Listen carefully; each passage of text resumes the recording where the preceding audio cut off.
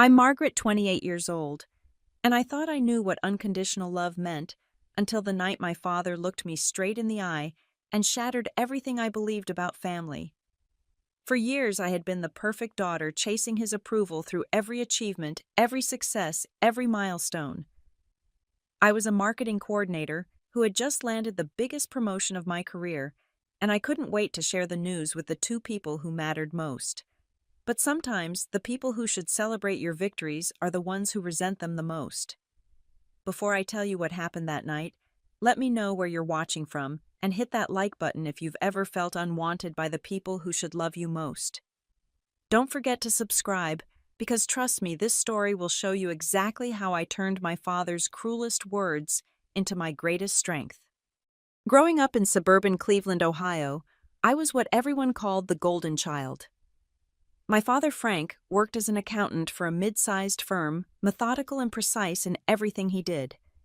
He wore the same navy blue ties to work, organized his desk drawers with military precision, and expected the same level of order from everyone around him. My mother, Linda, was the opposite, gentle and nurturing, always ready with fresh-baked cookies and warm hugs when I came home from school. Our house was a picture-perfect two-story colonial with white picket fence and rose bushes that my mother tended with religious devotion. Every Sunday after church, we would sit around the mahogany dining table for pot roast and mashed potatoes, discussing my grades, my activities, my future plans. Frank never raised his voice, never showed anger, but there was always this underlying current of expectation that I could never quite satisfy.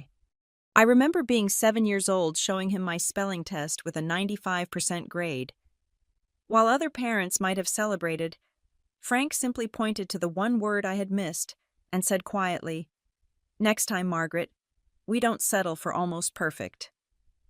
That became the soundtrack of my childhood. Next time, Margaret. Do better, Margaret. Try harder, Margaret. In high school, I threw myself into everything: student council president, debate team captain, honor society, volunteer work at the local hospital. When I graduated as valedictorian with a full scholarship to Ohio State University, I finally thought I had done enough to earn his genuine pride. Frank stood in the auditorium that day, clapping politely, while other parents cheered and cried with joy. When I asked him later what he thought of my speech, he said, "It was adequate, Margaret. College will be the real test." College became another mountain to climb. Business major with a minor in communications. Dean's List. Every semester, internships at respected companies, networking events, leadership positions. I graduated summa cum laude and immediately landed a position at Morrison & Associates, one of Cleveland's most prestigious marketing firms. Still, Frank's praise remained elusive, always qualified with suggestions for improvement or reminders that this was just the beginning. 3 years into my career, I had worked my way up from junior associate to marketing coordinator. I handled campaigns for major clients, managed teams of designers and copywriters, and consistently exceeded my targets. My colleagues respected me, my boss relied on me, and clients specifically requested to work with me. But at family dinners, Frank would listen to my updates with the same neutral expression he wore when reviewing tax returns. My mother, Linda, would try to bridge the gap, gushing about my accomplishments and encouraging Frank to show more enthusiasm. "Isn't it wonderful what Margaret has achieved?" she would say, her voice hopeful. Frank would nod and respond with something like, "She's doing what she's supposed to do. That's what we expect." The conversation would then shift to practical matters like mortgage rates or the neighbor's new car. I had convinced myself that Frank's reserved nature was just his way of protecting me from becoming complacent. Some parents were demonstrative, others showed love through high standards and steady guidance. I chose to believe that his lack of effusive praise meant he was preparing me for a world that wouldn't hand out participation trophies. Deep down, though, I was still that 7-year-old girl desperately trying to earn a smile of genuine pride from her father. At 28, I had built what anyone would consider a successful life. My one-bedroom apartment in the trendy Tremont neighborhood reflected my professional growth. Hardwood floors, exposed brick walls, a kitchen where I actually cooked real meals instead of surviving on microwave dinners. I had a reliable Honda Civic that I had paid off early, a growing savings account, and a 401k that my financial advisor called impressive for someone your age. My personal life was equally stable. David Martinez, a high school history teacher with kind eyes and an infectious laugh, had been my boyfriend for 2 years. We met at a coffee shop where he was grading papers and I was preparing for a client presentation. He made me laugh that first day, something that had become increasingly rare in my intensity-driven world. David never made me feel like I had to prove my worth.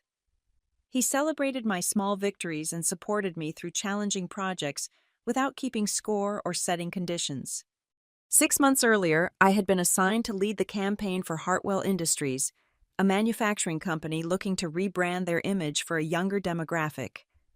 It was the kind of high-stakes project that could make or break a career.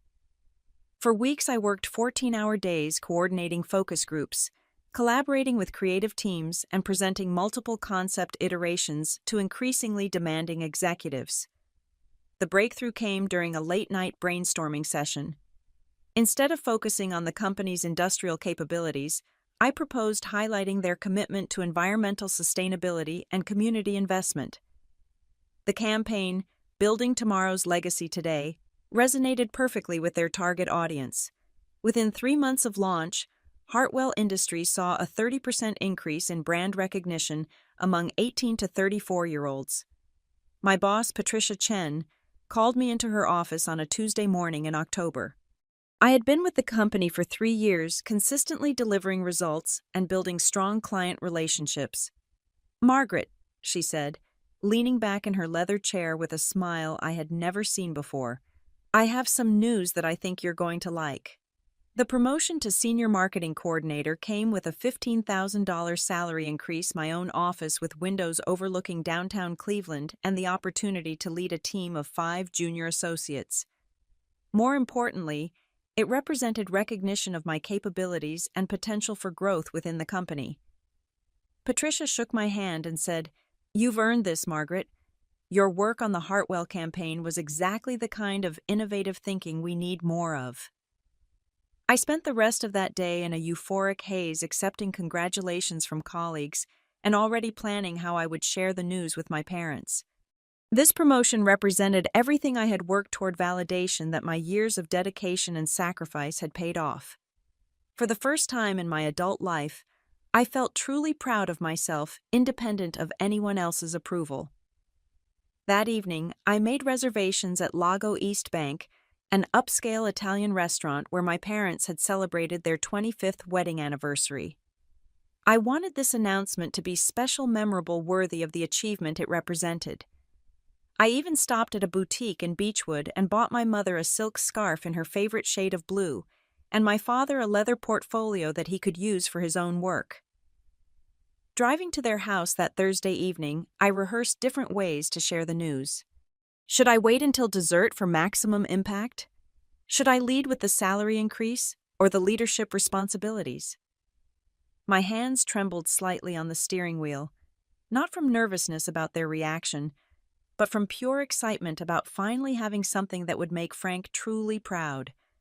The familiar ritual of arriving at my childhood home played out exactly as it had hundreds of times before. I parked in the driveway behind my father's silver Camry and walked up the brick pathway, noticing that my mother had planted new mums in preparation for fall. The porch light cast the same warm glow it had when I was 16, coming home from dates or school events. Linda answered the door wearing her favorite burgundy sweater and pearl earrings, the same ones she wore to every special occasion.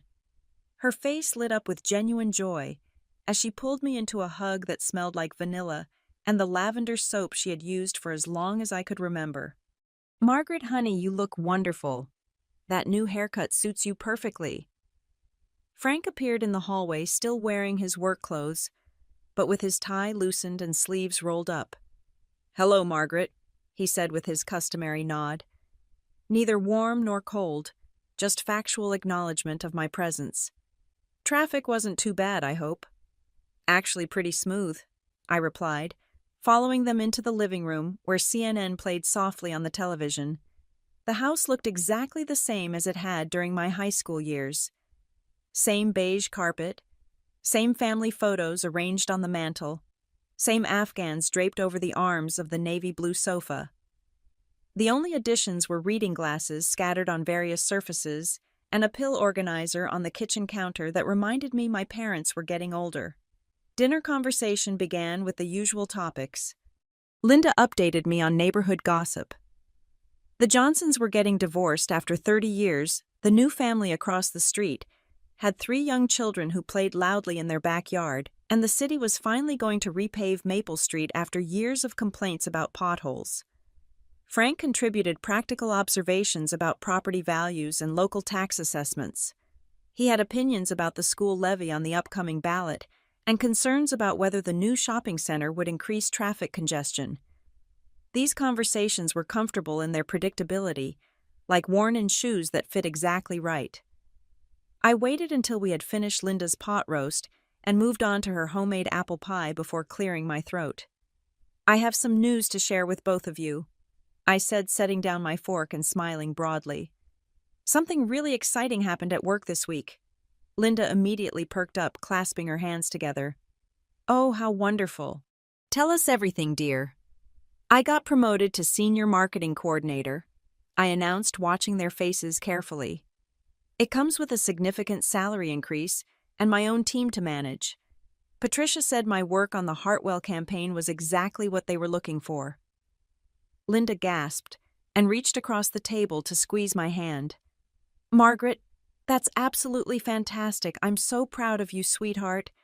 Isn't this wonderful, Frank?" I turned expectantly toward my father, waiting for the moment I had imagined countless times. Frank finished chewing his bite of pie, dabbed his mouth with his napkin, and nodded slowly. "That's good, Margaret. More responsibility usually means longer hours, though. Make sure you don't let it go to your head." The comment stung, but I pushed forward, determined to share all the details I'd been excited about. "The salary increase is $15,000, and I'll be overseeing campaigns for some of their biggest clients. Plus, I'll have my own office with windows overlooking downtown." "15,000? Frank repeated, his tone neutral. "That's a significant jump. Companies don't usually hand out that kind of money unless they're expecting substantial returns on their investment." Something in his voice made me pause. There was no congratulations, no pride, just a calculated assessment of my promotion, like he was reviewing a business transaction. Linda filled the silence with more enthusiastic questions about my new responsibilities and office setup, but I found myself studying Frank's expressions, searching for any sign of genuine happiness for my success. As we moved to the living room for coffee, I decided to share my gesture of gratitude. "Actually, I wanted to celebrate this promotion with both of you. I made reservations for Sunday brunch at that new place in Westlake, my treat. And maybe we could plan a weekend getaway sometime soon. I've been looking at bed and breakfasts in the Finger Lakes region." Linda clapped her hands together. "Oh, Margaret, that sounds lovely. We haven't taken a real vacation in years." Frank's expression shifted, and for the first time all evening he looked directly at me with something approaching intensity. "You think throwing money around is going to solve everything, don't you?" The change in Frank's tone was like cold water thrown across my excitement. Linda looked between us uncertainly, her coffee cup frozen halfway to her lips. "Frank, dear Margaret is just being generous. She wants to celebrate with us." "Generous?"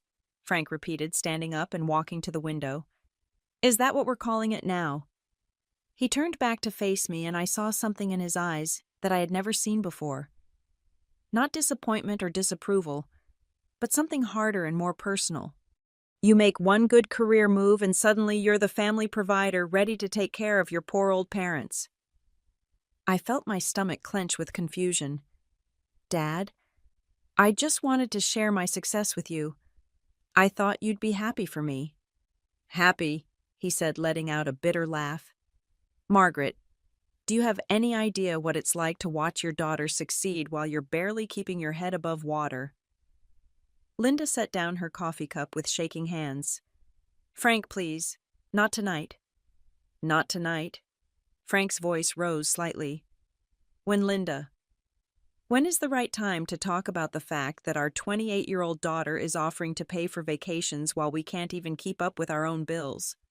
The words hit me like physical blows. What are you talking about? I didn't know you were having financial problems. Why didn't you tell me? Frank laughed again, but there was no humor in it. Tell you that the accounting firm laid off half their staff 6 months ago. Tell you that your mother's diabetes medication costs more than our grocery budget. Tell you that we've been living off credit cards for the past year because my reduced hours barely cover the mortgage. I looked at Linda, who was crying silently into her hands. Mom, why didn't you say anything I could have helped? I can help now. We don't need your charity, Margaret, Frank snapped. We managed to raise you and put you through college without handouts. We don't need you swooping in now with your big salary and your condescending generosity. Condescending. I stood up, my own voice rising. I was trying to celebrate with my family. I was trying to show my appreciation for everything you've done for me. Everything we've done for you, Frank repeated slowly. He walked over to the desk in the corner and pulled out a folder. You want to know about everything we've done for you? Your college fund, Margaret. The money we saved for 18 years for your education. My heart started racing. What about it? It's gone, he said simply. Every penny. We spent it on medical bills and house repairs, and trying to maintain the lifestyle you expected when you came home for visits. I stared at him in shock. That money was mine. You told me it was my inheritance. Inheritance. Frank's voice was getting louder. You're 28 years old, Margaret. You have a career and your own apartment and a boyfriend who treats you well. What do you need an inheritance for? It's not about needing it, I said, my voice shaking. It's about trust. It's about honesty. How could you spend that money without telling me? Linda finally looked up, her face streaked with tears. We were going to pay it back, sweetheart. When Frank's hours picked up again, or when I could find part-time work that would accommodate my doctor appointments. Pay it back, I turned back to Frank. You spent my college fund and didn't even think to ask me for help with whatever financial crisis you were facing. Frank slammed the folder down on the desk. Ask you for help. Ask my daughter to solve my problems. Do you have any idea how that would feel, Margaret? Do you have any concept of what it's like to be a failure as a provider? You're not a failure, I said, but even as the words left my mouth, I could see that Frank wasn't listening anymore. I worked 60-hour weeks for 30 years. He continued, his voice getting increasingly agitated. I sacrificed my health, my hobbies, my relationships with friends, everything to provide for this family. And now I'm 58 years old. Passed over for promotions by people half my age, watching my daughter earn more money than I ever did, and you want to take me on vacation like I'm some charity case. That's not what I meant, I protested. I just wanted to do something nice for you. Something nice, Frank repeated. You know what would be nice, Margaret? If you understood that your success feels like a reminder of my failures. Every achievement you celebrate, every promotion you get, every dollar you earn is proof that I wasn't good enough to give you the life you deserved. The room fell silent except for the ticking of the grandfather clock in the hallway. Linda was sobbing quietly, and I felt like the floor was dissolving beneath my feet. This wasn't how this evening was supposed to go. This wasn't how my father was supposed to react to the best news of my professional life. Dad, I said quietly, I never meant to make you feel bad about my success. Frank looked at me with eyes that seemed to see right through me, and when he spoke again, his voice was so quiet, it was almost a whisper. You want to know the truth, Margaret? You really want to know what I think about your success and your promotions and your perfect life? I nodded, though every instinct told me I didn't want to hear what was coming next. Frank took a deep breath and looked me straight in the eye. If I could go back, you'd never be born. The words hung in the air like smoke from a fire, visible and choking and impossible to ignore. Linda gasped, and Frank just stood there, his chest rising and falling with rapid breaths, as if saying those words had required enormous physical effort. I felt everything inside me go completely still. Not just quiet, but frozen, like the moment when you step outside in January and the cold hits so hard that your lungs forget how to work. "What did you say? You heard me?" Frank said, his voice steadier now, as if crossing that line had given him some kind of terrible permission. "Your mother was 26 when she got pregnant with you. We had been married for 3 years and we had plans, Margaret. Real plans." Linda stood up shakily. "Frank, stop. Please stop talking." But Frank wasn't stopping. It was like watching a dam break, years of resentment pouring out all at once. "I was supposed to get promoted to partner at the firm. We were going to travel to Europe, maybe move to Chicago where the opportunities were better. Your mother wanted to go back to school, get her teaching degree." I sank back down into my chair, my legs unable to support me anymore. "I don't understand. You've been married for 31 years. You chose to have me." "Chose," Frank laughed bitterly. "Your mother was so excited when she found out she was pregnant. Crying happy tears talking about nursery colors and baby names. How could I tell her that all I could think about was everything we were going to lose?" "Frank, please," Linda begged. "Don't do this. Not like this." "She deserves to know the truth," Frank said, turning back to me. "Do you want to know what I was doing the day you were born, Margaret? I was sitting in the hospital parking lot calculating how much money a baby was going to cost us. Diapers, formula, doctor visits, childcare, clothes they outgrow every 3 months. I sat there adding up numbers while your mother was in labor." Each word felt like a physical blow. "Stop," I whispered. "And then you were born and everyone expected me to be overjoyed. The nurses kept congratulating me, asking if I wanted to call relatives, telling me how beautiful you were. All I could think about was the partnership I was never going to get because I couldn't afford to take risks anymore. The trips we were never going to take because every spare dollar had to go toward your future." Linda was crying harder now. "She was a beautiful baby, Frank. You loved her. I saw you love her." "I tried to love her," Frank said, and those words cut deeper than anything else he had said. "I really did try, Linda. But every time Margaret succeeded at something, every time she won an award or got good grades or earned a scholarship, all I could think about was what I could have accomplished if I'd been free to focus on my own career." I found my voice, though it sounded like it was coming from very far away. "So my achievements weren't something to be proud of. They were just reminders of your sacrifices." "Everything was a reminder," Frank said. "Every birthday party we threw, every school event I had to leave work early for, every college visit, every time someone told me how lucky I was to have such a successful daughter. Lucky. Like it was some kind of gift instead of a burden I had been carrying for 28 years. You carried me like a burden," I repeated slowly, trying to make sense of words that felt impossible.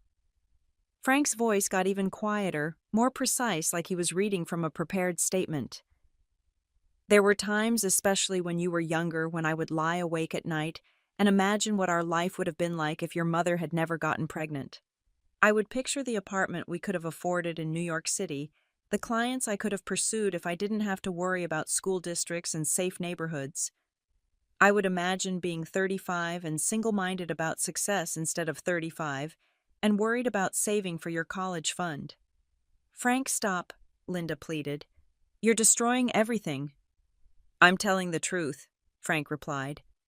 "And the truth is that Margaret's success feels like mockery. She gets to be ambitious and focused and single-minded about her career because she doesn't have children weighing her down. She gets to make choices based on what she wants instead of what her family needs. She gets to be the person I never got to be, and every time she celebrates another achievement, I'm reminded of everything I gave up to make her success possible." I stood up slowly, my hands shaking. "So when you said if you could go back, I'd never be born—" "I meant it," Frank said, looking me directly in the eye. "If I could go back to 1995 and convince your mother to wait a few more years before having children, I would do it in a heartbeat. We could have built our careers, first traveled, saved money, figured out who we were as people, instead of immediately becoming parents." The silence that followed was different from before. This wasn't the pause before more words. This was the silence of something ending. I looked at my mother, who was staring at Frank like she had never seen him before, and then I looked back at my father, who seemed almost relieved to have finally said what he had been thinking for nearly 3 decades. "You've been resentful of my existence for my entire life," I said, and it wasn't a question. Frank nodded. "I tried not to be. I tried to love you the way I was supposed to. But yes, Margaret, I have spent 28 years wondering what my life would have been like if you had never been born." Something extraordinary happened in that moment of complete devastation. Instead of falling apart, I felt myself becoming very, very calm. It was like watching a building collapse from a safe distance, destructive and terrible, but also strangely clarifying. All the pieces of my childhood suddenly fit together in a pattern that made perfect, horrible sense. The lukewarm responses to my achievements. The way Frank always seemed distracted during my school plays and graduation ceremonies. His tendency to turn every conversation about my successes into discussions about practical concerns or future challenges. The emotional distance I had attributed to his personality was actually something much more deliberate, protective detachment from a child he had never wanted. I looked around the living room where I had spent countless hours doing homework, watching television, and trying to earn my father's approval. The family photos on the mantel told a different story now. In every picture, Frank's smile looked forced, his arm around my shoulders stiff and dutiful, rather than loving and proud. 28 years, I said quietly, testing the words. "You've resented me for 28 years. Frank didn't deny it. "I provided for you, Margaret. I kept a roof over your head and food on the table and clothes on your back. I paid for your braces and your school supplies and your college application fees. I drove you to soccer practice and piano lessons and sleepovers with your friends. I did everything a father is supposed to do." "Everything except love me," I said, and Frank flinched slightly. "Love isn't always a feeling, Margaret. Sometimes it's a choice. Sometimes it's showing up and doing your duty even when you don't want to." I turned to my mother, who was still crying silently. "Did you know, all these years, did you know how he felt about me?" Linda looked up with red, swollen eyes. "I knew he struggled with the responsibility. I knew he felt overwhelmed sometimes, but I never imagined he actually wished you had never been born." "But you suspected," I pressed. "You knew something was wrong." Linda nodded reluctantly. "He was different after you were born. More serious, more worried about money, less spontaneous. I thought it was just normal adjustment to parenthood. I thought all new fathers went through something similar. I thought about all the times Linda had tried to encourage Frank to show more enthusiasm about my accomplishments, all the times she had made excuses for his emotional distance, all the times she had tried to bridge the gap between us. She hadn't been covering for a reserved personality. She had been compensating for a father who fundamentally resented his child's existence. The financial information Frank had revealed earlier took on new meaning now. "The college fund you spent," I said. "How much was it?" Frank hesitated. $43,000. $43,000 that you saved for my education and then spent without telling me because you were having financial difficulties. We were drowning, Margaret. Medical bills, reduced income, unexpected expenses. We didn't have anywhere else to turn." I pulled out my phone and opened my banking app, scrolling through my account balances and recent transactions. "Do you want to know something interesting, Dad? In the past 2 years, I've given you and Mom approximately $12,000. Birthday gifts, Christmas gifts, dinners. I've paid for that time. I covered Mom's car repair bill, the money I gave you for the new water heater." Frank's face went pale. "Margaret, we never asked you for that money." "No, you didn't ask. I offered it freely because I thought I was contributing to the family that loved and supported me. But now I'm realizing something." I looked up from my phone. "You've been living off my generosity while resenting my existence. You've been accepting financial help from the daughter you wish had never been born." Linda gasped softly. "Oh, Frank." The mathematical reality was stark and undeniable. Frank had spent my inheritance, accepted my gifts, and benefited from my success, while harboring nearly 3 decades of resentment about my mere existence. Every dollar I had contributed to their household had come from someone they wished wasn't alive to contribute it. The partnership you didn't get, I continued, my voice growing stronger. The travel you didn't do, the life you didn't live. You blame all of that on me being born, but you've had no problem accepting the benefits of my career success. Frank opened his mouth to respond, but I wasn't finished. You know what the really twisted part is? I've been supporting your comfortable retirement with the salary I earn at the job I got because of the education you helped pay for with the college fund you then stole from me. You've created this perfect circle of resentment and dependency. I stood up and walked over to where Frank was standing by the window. For the first time in my adult life, I was looking at him without any need for his approval or fear of his disappointment. He was just a man who had made choices and now had to live with the consequences of those choices. You want to know what I think, Dad? I said, my voice steady and clear. I think you didn't get that partnership because you were mediocre at your job, not because you had a family. I think you didn't travel to Europe because you didn't have the courage to take risks, not because you had responsibilities. I think you've spent 28 years blaming me for your own limitations and failures. Frank's face flushed red. That's not true. Isn't it?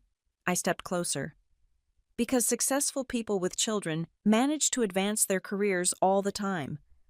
Successful people with families manage to travel and pursue opportunities and build the lives they want. The only difference between them and you is that they don't use their children as excuses for their own lack of ambition. The confrontation reached its peak in that moment when Frank realized I was no longer the child desperately seeking his approval. I was an adult woman with my own resources, my own power, and my own ability to set boundaries. The dynamic between us shifted completely as I stepped into a version of myself I had never been before, someone who refused to accept undeserved guilt. You want to go back and erase me from existence? I said, looking Frank directly in the eye. Fine. Let's start right now. Frank blinked, clearly not understanding what I meant. If you could go back and I'd never be born, then stop living off the daughter you wish never existed. The words came out calm and precise, like I was reading from a contract. Linda stopped crying and stared at me, and Frank's mouth opened slightly as the implications of what I was saying began to register. Starting immediately, I'm cutting off all financial assistance to this household, I continued. No more dinners that I pay for. No more gifts of money for household expenses. No more covering emergency costs when your car needs repair or the furnace breaks down. If you wish I had never been born, then you can live as if I had never been born. Margaret, Linda whispered. No, Mom. This is what he wants. He's made it very clear that my existence has been nothing but a burden and a disappointment. Well, burdens and disappointments don't pay for other people's lives. They don't contribute to retirement funds or cover medical expenses or take their parents on vacation. I turned back to Frank, who was starting to look less confident and more concerned. You know what's interesting about your fantasy of a childless life? You imagine all the career success you would have had, all the freedom and opportunities. But you never imagined doing any of that without the financial safety net I've been providing. That's different, Frank said weakly. Is it because from where I'm standing it looks like you want all the benefits of having a successful daughter with none of the emotional responsibility of actually loving that daughter? You want my money but not my presence. You want my support but not my achievements. You want my contributions but not my existence. I pulled out my phone again and opened my financial planning app. Let me give you some numbers, Dad, since you're so good with numbers. Over the past 5 years, I have contributed approximately $36,000 to your household through direct gifts, paid meals, covered expenses, and holiday presents. That's not including the emotional labor of trying to earn your approval or the time I've spent trying to build a relationship with someone who fundamentally didn't want me to exist. Frank was silent now, and I could see him processing the financial implications of what I was saying. Your monthly expenses, based on what you've told me about your financial struggles, are approximately $4,000. Your current income from reduced hours and mom's disability payments is about $3,000. That leaves a monthly shortfall of $1,000 that you've been covering through credit cards and apparently my college fund. Margaret, please, Linda said. Don't punish me for what your father said. I looked at my mother with genuine sadness. Mom, I'm not punishing anyone.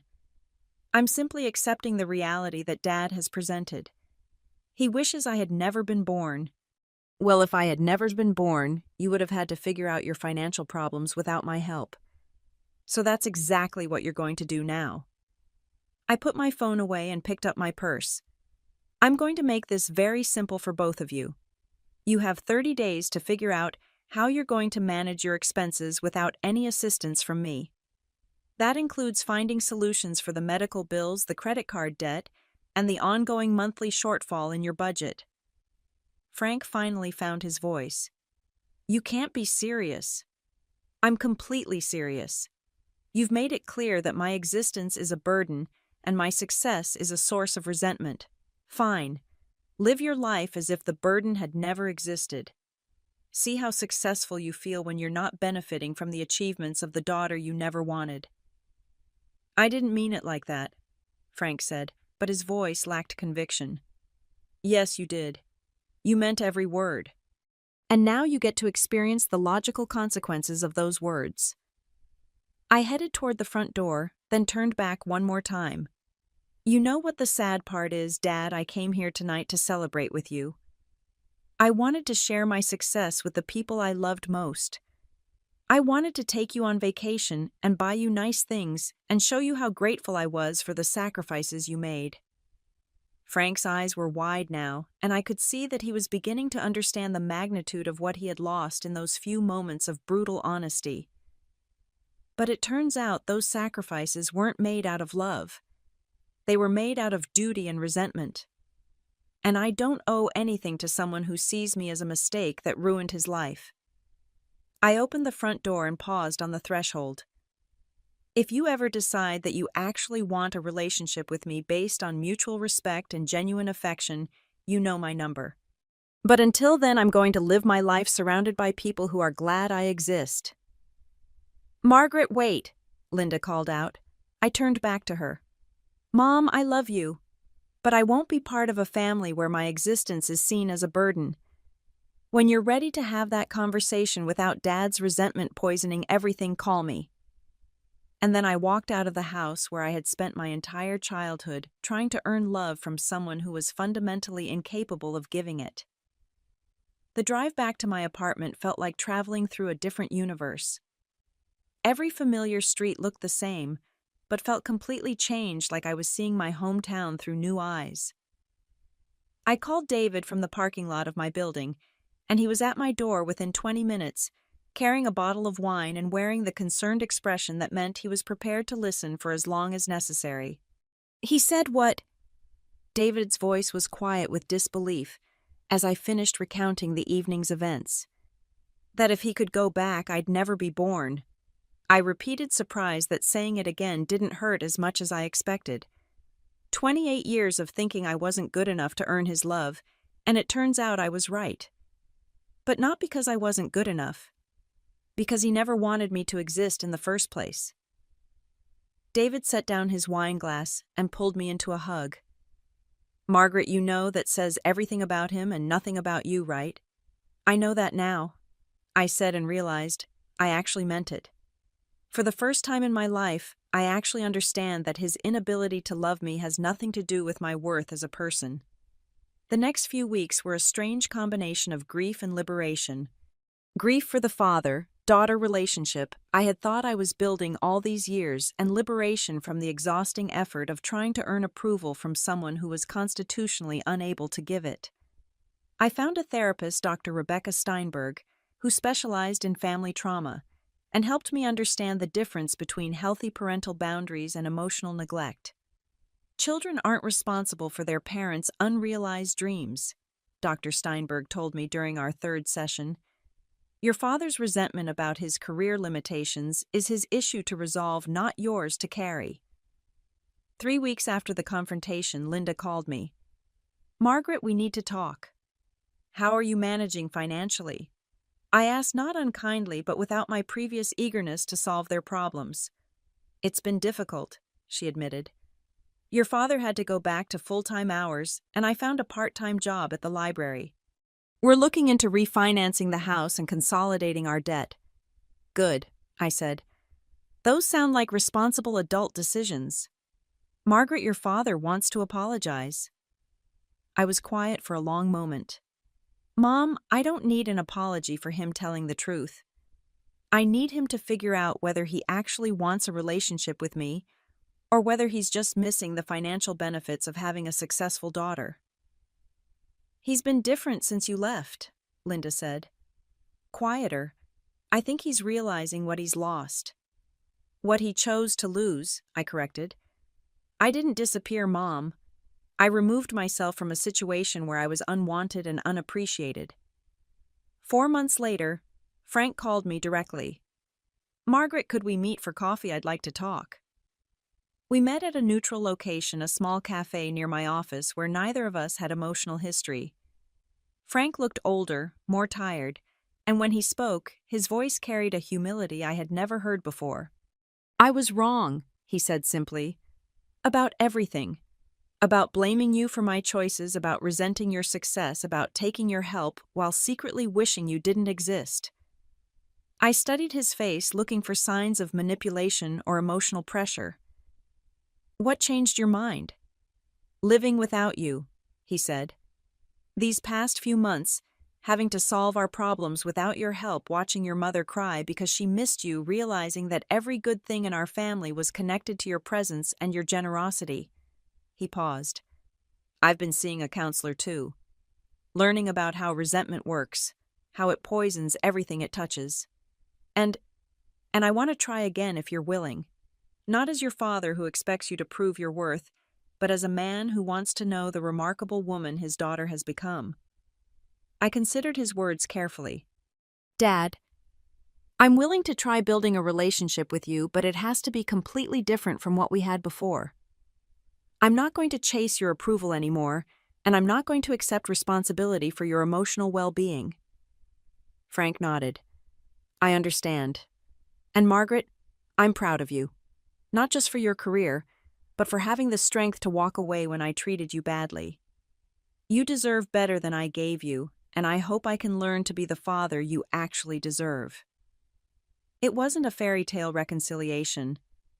Rebuilding trust took time, and there were many conversations where we had to work through decades of misunderstanding and hurt.